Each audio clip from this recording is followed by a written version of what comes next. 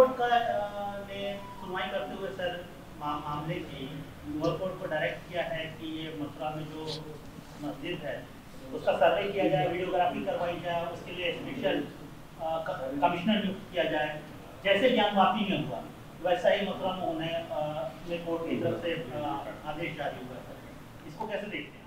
नहीं, मेरा मानना यह है कि जुडिशियल प्रोप्राइटी ये डिमांड करती है कि जब सुप्रीम कोर्ट ने बाबरी मस्जिद अयोध्या केस में 1991 places of religious worship act के बारे में कह दिया है कि वो कॉन्स्टिट्यूशनल लॉ का हिस्सा है, भारत के संविधान के बेसिक स्ट्रक्चर का हिस्सा है, तो ये फैसला मेरी राय में ये फैसला गलत है। और सुप्रीम कोर्ट में आपने सही कहा, ज्ञान वापी के सिलसिले में भी वो अभी केस पेंडिंग है। तो मेरी गुजारिश वहाँ के ज़िम्मेदारों से है कि फ़ौरन सुप्रीम कोर्ट में जाकर इस सर्वे के ऑर्डर के ख़िलाफ़ सुप्रीम कोर्ट में अपील करें, क्योंकि ये 91 एक्ट के ख़िलाफ़ है। सुप्रीम कोर्ट ने जो फैसला दिया था बाबरी मस्जिद राम मंदिर के केस में उसके भी ख़िलाफ़ है।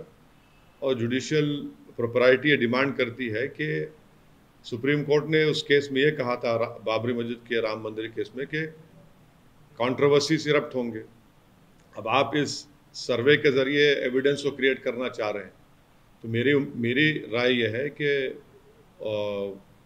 उस ईदगाह के ज़िम्मेदारों को फ़ौरन सुप्रीम कोर्ट के पास जाना चाहिए। सर्वे हुआ है तो सर प्रॉब्लम क्या है? सर्वे हुआ तो मिल ही जाएगी। नहीं, क्लैरिटी का सवाल नहीं है, सवाल सुप्रीम कोर्ट के और पार्लियामेंट के कानून की बात है। जो पार्लियामेंट ने कानून पास कर दिया कि बाबरी मस्जिद राम मंदिर के बाद कोई दूसरे कंट्रोवर्सीज को हाथ नहीं लगाया जाएगा, मुद्दों को खोला नहीं जाएगा। और सुप्रीम कोर्ट ने बाबरी मस्जिद राम मंदिर केस में भी उसकी बात कही है कि उसको कॉन्स्टिट्यूशनल लॉ और बेसिक स्ट्रक्चर का हिस्सा करार दिया है। तो इसलिए मेरा मानना यह है कि वो इसके उस ऑर्डर के जो हाई कोर्ट का ऑर्डर है उसके खिलाफ फ़ौरन सुप्रीम कोर्ट जाना चाहिए उनको और उस सर्वे को रुकाना चाहिए। सर, असम में मदरसा डिमोलिश किया गया है, उस बारे में मेरे को नहीं मालूम है। सर, झारखंड में जो घटना घटी है उस पर आपका क्या कहना है? झारखंड में जो दुमका में जो हरकत हुई है वो काबिल मजम्मत है, कंडेमनेबल है, और वो हैवानियत की एक मिसाल पेश करता है कि एक नौजवान ने एक बच्ची को ज़िंदा जला दिया है। तो जितना भी उसका कंडेम किया जाए कम है, और मैं उसको पूरे सख्त अल्फाज में उसका ना सिर्फ कंडेम करता हूँ बल्कि झारखंड की सरकार से ये मुतालबा भी करता हूँ कि उस केस को अच्छी तरह से डील करें, और अगर हो सके तो एक कोर्ट को डेसिग्नेट करवाए और वहाँ पर ये केस चलाया जाए और उसको सख्त से सख्त सजा दिलाए कानून के तहत। सर, आपने 15 दिन में फांसी मांगी है, बीजेपी ये कह रही है कि फास्ट ट्रैक कोर्ट में इसको चलाइए और 15 दिन के अंदर सब लोगों को फांसी दिलाए। तो ठीक है, हम भी डिमांड कर रहे हैं कि एक स्पेशल कोर्ट बनाया जाए और क़ानून के तहत उस पर केस चलाया जाए, केस को मजबूती से लड़ाया जाए, और जो सख्त से सख्त सज़ा हमारे इंडियन पीनल कोड में है वो उनको उस शख्स को मिलनी चाहिए। काबिल यानी जस्टिफाइबल से छोड़िए, ये तो हैवानियत है। ये सर, नमाज पढ़ने को लेकर आपने एक ट्वीट किया है, उस पर आपका क्या है? देखिए, आप लोगों को थोड़ी जानकारी होगी, अगर नहीं है तो मैं बताना चाहूँगा कि 1980 में इस गांव के ज़िम्मेदारों ने इस बात को तय किया था कि जुम्मे की नमाज एक पर्टिकुलर घर में अदा की जाएगी। तो 1980 से एक मुसलमान के ज़ाती मकान में ये जुम्मे की नमाज अदा हो रही है 1980 से। अब अचानक आप आकर वहाँ पर कहते हैं कि नहीं, आप नमाज नहीं पढ़ेंगे वहाँ पर। भाई, मेरा ज़ाती घर है, मैं अपनी ज़ाती प्रॉपर्टी में नमाज पढ़ रहा हूँ। क्या कोई मुसलमान किसी और समुदाय के रिलीजियस प्रेयर्स के ऊपर कोई इतराज़ कर रहा है क्या? तो ये तो सरासर नाइंसाफ़ी है, जुल्म है। ये आप क्या डिमांड करते हैं? डिमांड क्या कर रहे हैं? डिमांड क्या है कि मेरे को आर्टिकल 25 में फ्रीडम ऑफ रिलीजन है। मैं अपने ज़ाती मकान में वहाँ पर उस गांव के ज़िम्मेदारों की बात ये तय हुई थी कि जुम्मे की नमाज में पढ़ रहे हैं। अभी क्या है उसमें? आप नहीं पढ़ना नमाज, ये क्या बात है? पुलिस कह रही है कि न्यूसेंस क्रिएट हो रहा है। अरे 1980 से न्यूसेंस नहीं क्रिएट हो रहा, अब कैसा क्रिएट हो रहा है भाई? क्या कोई मुसलमान किसी और समुदाय के बारे में कह रहा है कि भाई उनका वर्शिप नहीं होना चाहिए, उनकी इबादत नहीं होना चाहिए? तो आप क्यों कर रहे हैं ये? आखिर अब अगर मैं घर में नमाज नहीं पढ़ूंगा तो कहां पढ़ूंगा? रोड पे पढ़े तो आप बोलते रोड पे नहीं पढ़ सकते, जबकि सुप्रीम कोर्ट ने कह दिया कि भाई नमाज आप कहीं भी पढ़ सकते। मस्जिद आपके लिए एसेंशियल फीचर नहीं है, सुप्रीम कोर्ट ने कह दिया। अब हम घर में पढ़ रहे हैं तो उस पर एतराज क्या? यानी आप तो चारों तरफ से आप हमको दबा देना चाह रहे हैं। सर राजा सिंह के मामले में सर कर्नाटक में मीट बैन के इशू पे अभी ऑर्डर्स पास किए कर्नाटक की गवर्नमेंट ने, और कहा है कि गणेश चतुर्थी के अवसर पर अब वहाँ पे मीट सेल नहीं होगा। बेंगलुरु में जो कर्नाटक की सरकार ने ऑर्डर पास किया वो संविधान के आर्टिकल 14, 19 और 21 के सरासर खिलाफ है।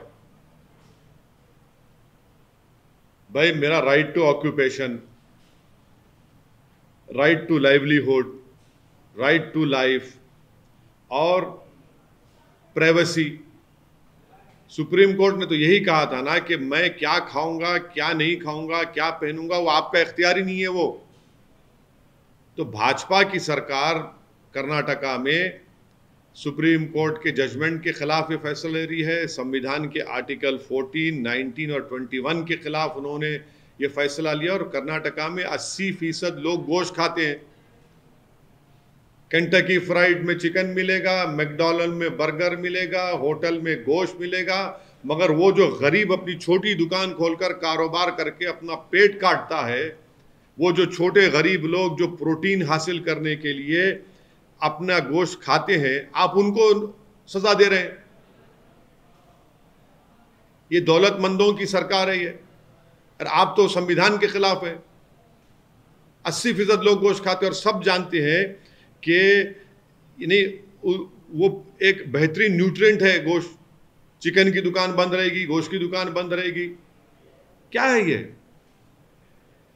और इतना बड़ा बेंगलुरु है जहां पर मल्टीनेशनल कंपनीज है, सॉफ्टवेयर इंडस्ट्री है, क्या पैगाम दे रहे हैं पूरी दुनिया को भाजपा वाले? सिर्फ नफरत है आपको क्योंकि वो कारोबार ज्यादा मुसलमान करते। भाई गांधी जयंती के दिन मानते इज्जत करना चाहिए। आप हर चीज में आप दुकान गोश्त नहीं बेचेंगे, वो नहीं बेचेंगे, क्या करेगा फिर गरीब बताइए? तो ये बिल्कुल सरासर गलत फैसला है उनका। सर बीजेपी के सस्पेंडेड एमएलए के मामले में उधर से तैयारियां हो रही कि उनको बेल दिलाया जाए, कानूनी हेल्प किया जाए, तो क्या आपकी पार्टी की तरफ से या आप शहर के नुमाइंदे हैं? नहीं, आपका सवाल बहुत अच्छा है क्योंकि आप एक नहीं, आप एक जिम्मेदार न्यूज एजेंसी के जिम्मेदार हेड हैं। आपने सवाल में ये पूछा कि भाजपा की तरफ से तैयार हुई है, तो मेरा मैं नहीं, आपने कहा था अभी, आपने कहा था कि भाजपा की तरफ तैयारी हो रही है। मैंने पार्टी का नाम आपने नाम नहीं लिया। तैयारी कौन कर रहे हैं? आपने कहा भाजपा। उनके लोग अच्छा, उनके लोग तैयारी कर रहे हैं। मेरा उनके लोग आपने अभी क्वेश्चन रिवाइंड कर लीजिए। आपने कहा कि भाजपा की तरफ तैयारी हो रही है, तो सच कहा आपने। मैं पहले दिन से ही कह रहा हूं कि भाजपा सिर्फ लोगों के आंखों में धूल झोंकने के लिए सस्पेंशन एक ड्रामा था, और वो ड्रामा ही है। वो एक ऑडियो भी लीक हुआ था, उसमें भी ये बात कही गई है। तो जो भी कानूनी कार्रवाई करना है वो पुलिस और तेलंगाना की सरकार को करना चाहिए, और हम उम्मीद करते हैं कि वो कानूनी कार्रवाई करेंगे। सर सस्पेंशन ड्रामा था क्या? अरेस्टिंग भी ड्रामा था आपके साथ? देखिए यहाँ पर अगर तेलंगाना की पुलिस ने किया ना सर। हाँ, देखिए आप ही जवाब दे रहे हैं मेरे सवाल का, मेरी जरूरत ही नहीं है माशाल्लाह से। नहीं, सुनिए आगे देखिए। थैंकफुली यहाँ पर भाजपा की सरकार नहीं है, इसीलिए गिरफ्तारी हुई। दिल्ली में लॉ एंड ऑर्डर भाजपा के पास है, इसलिए नुपुर शर्मा रेशमी कपड़ों में महफूज है। तो क्या करेंगे? यहाँ पर पुलिस ने हरकत की, गवर्नमेंट ने ये कहा कि हम इस चीज को टॉलरेट नहीं करेंगे, किसी समुदाय के खिलाफ कोई बकवास बकेगा तो कानून अपना काम करेगा, इसलिए उनकी अरेस्टिंग हुई।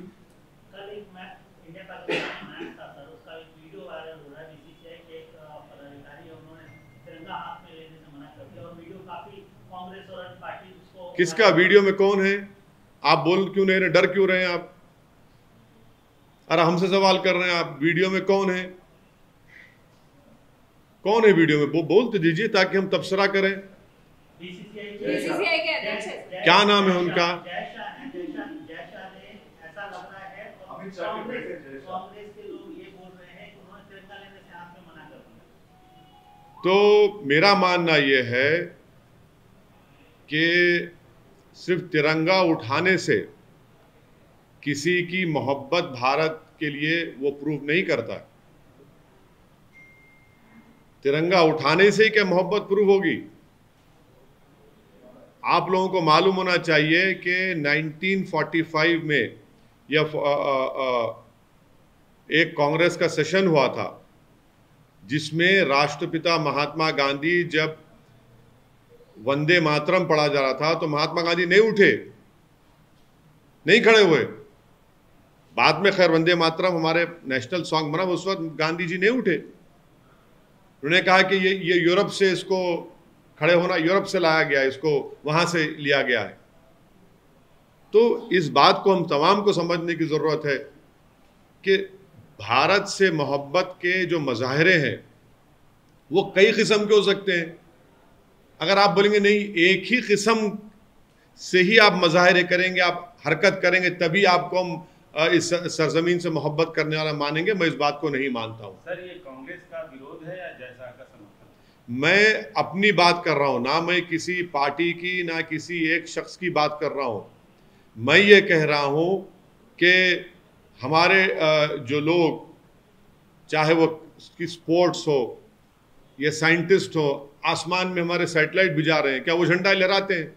काम कर रहे हैं ना, उनकी मोहब्बत उस काम में है।